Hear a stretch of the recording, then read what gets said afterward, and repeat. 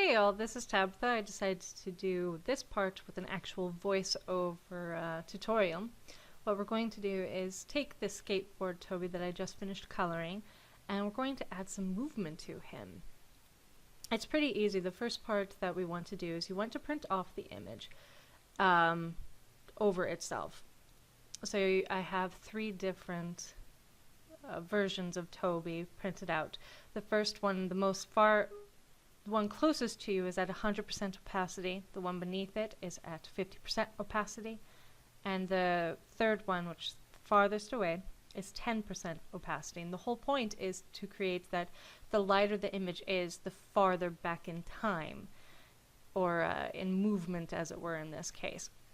So once you have the image done, my third one I do plan to put it on pop dots, so we're going to black that one out. So I'll start coloring on the second image, and the way that I do this is that for the most part when we have a color combination, we have 3 colors or 4 colors for the skin, and what I do is I take out the darkest one. So here I started with the second image, and I start with E000, and then I just go to E00 and E21. That way I drop off that E11 as well as the darker shadows that I added on that original coloring. And like I said, by decreasing the contrast within the image will be lighter, and therefore it will look like it is it's further back in time, which is the whole point with the movement. It's kind of like an after effect of his movement, a streak. You see that in movies and whatnot. So speaking of that, the tutorial that I read this of, it was a couple years ago, and you'll be able to find that link in the About section, as well as all my Copic Markers combos, as well as the Spectrum Noirs that I use. And while I'm kind of talking, you'll see in the upper right a continuation of listing which marker that I'm coloring with. And here I'm going back into that E21, making sure that it is some definition, going into the hair now. And again, I'm not adding too much blending and contrast with this. It's pretty quick, this part that goes. It's just a little daunting because you have to think a little bit more of what would be showing, what wouldn't be showing, and less is definitely more on this, in this case. Going in each section really quick.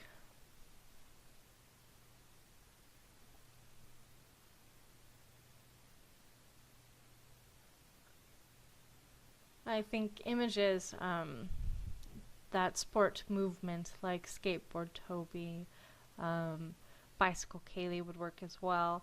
They're perfect for this kind of a thing, and all it is just printing it out 3 times and then creating some motion blur. The coloring goes really fast. The biggest one is the foremost one, which has the most coloring contrast in it, that you just want to color like normal. And then the ones that go back, you just take out the deepest color. So by the time we get to that third image, that third after image, it's only going to be a base color, and I do some shading with the same color.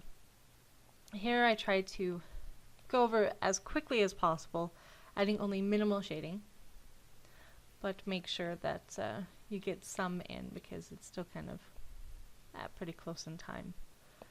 And also you'll see that when I start adding in the motion, I didn't align the images quite right, so they're off a little bit, which actually affects the motion blur. So when you are printing out your images, make sure that they are aligned.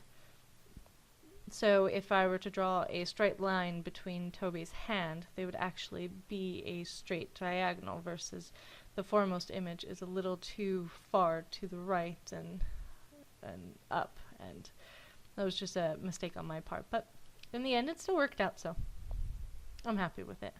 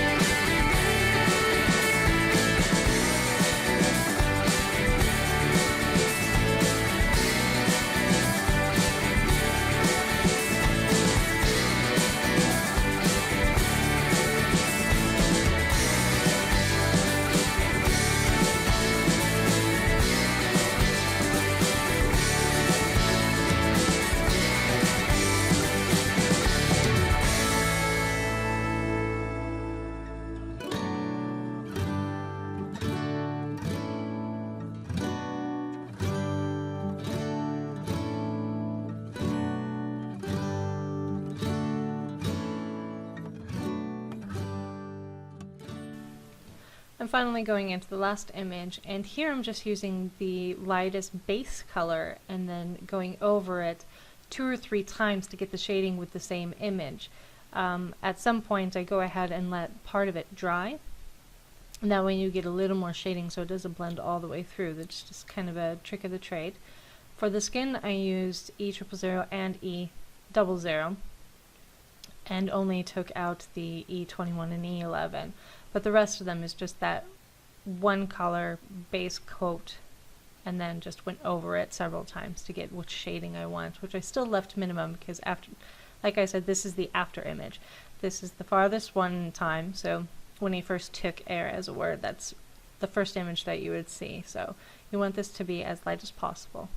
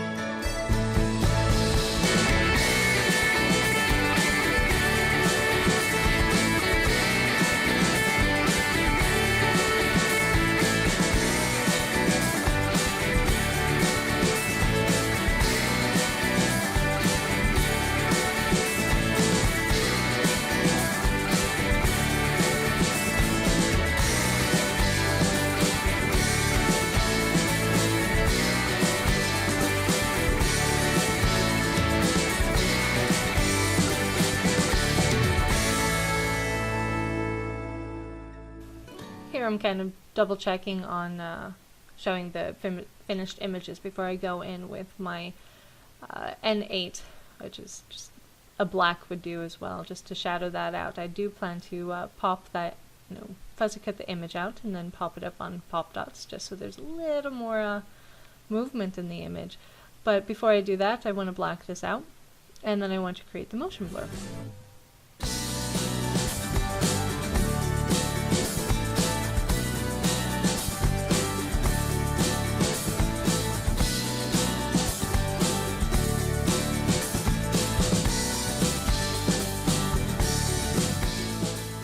We're going to start the motion blur, and all I did is took my my cool grays, so C1, C3, C5, also blender as well as B000, And it's just creating vertical streaks from that first image. So if you have that colored in, you don't have to worry about, I'm pulling some of the black in, so that's why some of them are dark. And what you do is you take your blender to it to soften that up, and if you lose some of the color of the colored images, then you just go back in. And that's the good thing about them being less, having less contrast as and less layers, is that you can easily go in with your base layer and just touch up any colors that are removed from the blender. And it's just about going back and forth until I'm getting the vertical stripes the way I want it to be. Adding in some of that blue now. The biggest thing is, like I said, the images aren't aligned, and this is where it matters. You see that if I go directly from the first image, they're not coming directly out of the second and third image. The effect is still good, so I went with it, but this was my first time trying it, and like most things, I just do it and put it on a card instead of, practicing beforehand. But next time I know that I need to align the images. So if you're watching this before you try it, just remember when you're printing out your images, align them first and you'll be good to go. Here I'm going back in with that blue because I saw that the blender took out too much from the shirt on the second image, so just going in with the base color, and same with the hat or the helmet. And if there are some differences between your foremost colored image with the contrast and all the different blends and your second images, that's okay. I noticed that I darkened the helmet button on the first image but not on the subsequent two, and well, no one noticed that, and I just noticed it just by going through the video again.